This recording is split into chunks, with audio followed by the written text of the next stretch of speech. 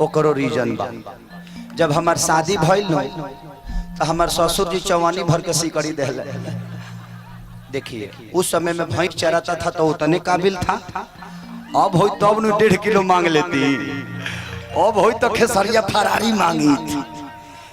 अब अगर होता, अगर मेरी शादी नहीं हुई होती तो शायद मैं शादी नहीं करता, क्योंकि मुझे आप लोगों से ज्यादा प्यार है। मैंने अपने गरीबी को देखा है नजदीक से, बड़ी नजदीक से अपने गरीबी को देखा है। मैं 7 भाई हूं, मेरे पापा अकेले कमाने वाले हैं, मेरे चाचा के 4 लड़के हैं और मैं 3 भाई। मेरी चाची बहुत पहले गुजर गई, मेरी मां ने ही चारों बच्चों को पाला, इसलिए 7 भाई बोलता हूं मैं। और हमने इतनी गरीबी देखी है कि पापा रात को गार्ड की नौकरी करते थे और दिन में चाना बेचकर हम लोगों को हर चीज पालते थे और पोसते थे। तो मैंने उस गरीबी को देखा है।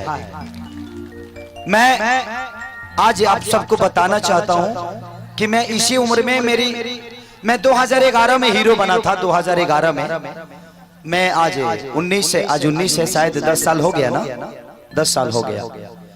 मैंने इस बीच में मैं अगर 1 करोड़ रुपए अगर कमाता हूं तो कम से कम उसमें से 40 लाख रुपए मैं गरीबों के अंदर दान करता हूं तो मुझे सुकून मिलती है, क्योंकि मैंने गरीबी देखी है। आप लोगों के, जबकि वो मेरा पैसा नहीं है, वो मेरा कुछ नहीं है। आप लोग चंदा देते हैं। खेसरिया का एक गाना अगर आप लोग सब्सक्राइब कर देते हैं, खेसरिया के चैनल सब्सक्राइब करते हैं तो मुझे 10 पैसे मिलते हैं उससे। तो 10 पैसे मिलते हैं तो सोची 10 पैसे से मैं उन गरीबों को, मैंने 62 बच्चों को गोद लिया है, अपना बेटा की तरह पालता हूँ, पढ़ाता हूँ और उनका ख्याल रखता हूँ। मैं आप सबसे भी बोलता हूँ कि आपके जीवन आपके परिवार के लिए नहीं मिली है। मैं इसलिए करता हूं कि सारी दीवानगी जो आप सबकी है, अगर एक भी आदमी खेसारी के असूलों पे चल गया तो शायद मेरा उन गरीबों के लिए करना सार्थक हो जाएगा। तो मैं करूंगा तो शायद आजकल के जनरेशन इस चीज को जरूर करेगी। अपने माँ बाप को कभी नहीं बोलना। मैंने जो कुल्ली नंबर 1 सिनेमा बनाई है, अगर एक भी बच्चा अपने माँ बाप को अनाथ आश्रम नहीं भेजा तो शायद उस सिनेमा बनाना मेरा सार्थक हो जाएगा। तो इसलिए मैं कोशिश करता हूं कि वहां वो काम करूं। अपने बीबी को अगर आप 50,000 का कुछ खरीद दीजिएगा ना सर, तो कभी थैंक यू नहीं बोलेगी आपको। लेकिन किसी गरीब को अगर जरूरत पे अगर 50 रुपये दे दीजिएगा ना, तो लगेगा कि उसके जीवन के सब कुछ मिल गया आपको। तो करके देखिएगा, बड़ा मजा आता है। मेरे छपरा में 45 घर जल गए थे। मैंने उनको कुछ नहीं दिया, घर बनाने का थोड़ा सा मदद किया। YouTube पे जाइए, लोगों ने दुआओं से भर दिया। खेसारी तो भगवान है, लेकिन भगवान नहीं, खेसारी आप सबका प्यार है और उसी में रहना चाहता हूँ। भगवान तो आप सब है मेरे लिए। कि खेसरिया एक बार गाता है कि चूसता देवरा, अरे चूसता देवरा चूसता। तो आप सब विदाउट नंबर दाबे 500 खींचा जाता है। ना नंबर दबनी, ना कोड दबावनी, ना कोनो कंपनी में गनी, ना बैंक में गनी, जहां चूसा तकाओ ने कि एगो 500 आ गए। तो मेरी एटीएम आप सब हैं। मेरे लिए आप सब सिर्फ एक जनता और पब्लिक नहीं, मेरे लिए मंदिर भी आप हैं, मस्जिद भी आप हैं, गुरुद्वारा भी है। वो भगवान की हर वो चौकट है जिस पे खेसारी अपना सर रख के और अपने जीवन को यहाँ तक पहुंचा देगा। अरे की मरी जाई भी ससुरा तहरा जाए के पहिले, अफेल होई हाथ का छपाए के पहिले।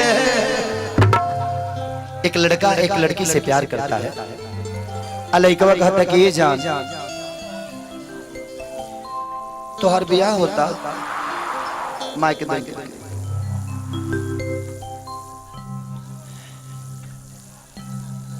तोहर बियाह होता, हाँ, हमरा के छोड़ के चल जाइबू, हाँ, तो हमरा से प्यार के नाटक कैले रहत नदी से ना ये जान। हाँ सच में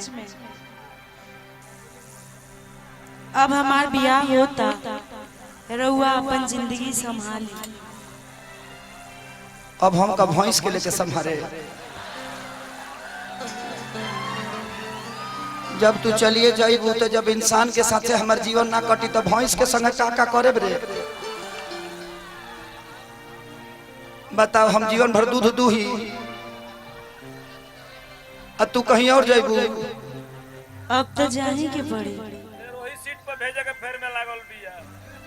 हमरा के मुंह के किनारे ले जाइबे काते ना जान ना ना लड़किया कलश की देखा जान अइहा जरूर हमरा शादी में, लेकिन लड़कवा जो रहे साउंड के मालिक रहे, साउंड ऑपरेटर रहे, तो करे बिया हमें ओकर बाबूजी ओकर साटा क देले।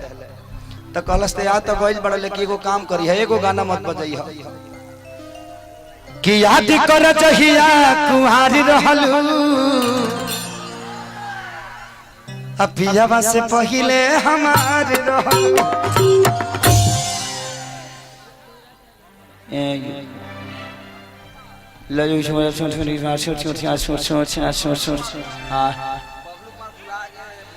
बबलू कुमार भुला गए हैं। अगर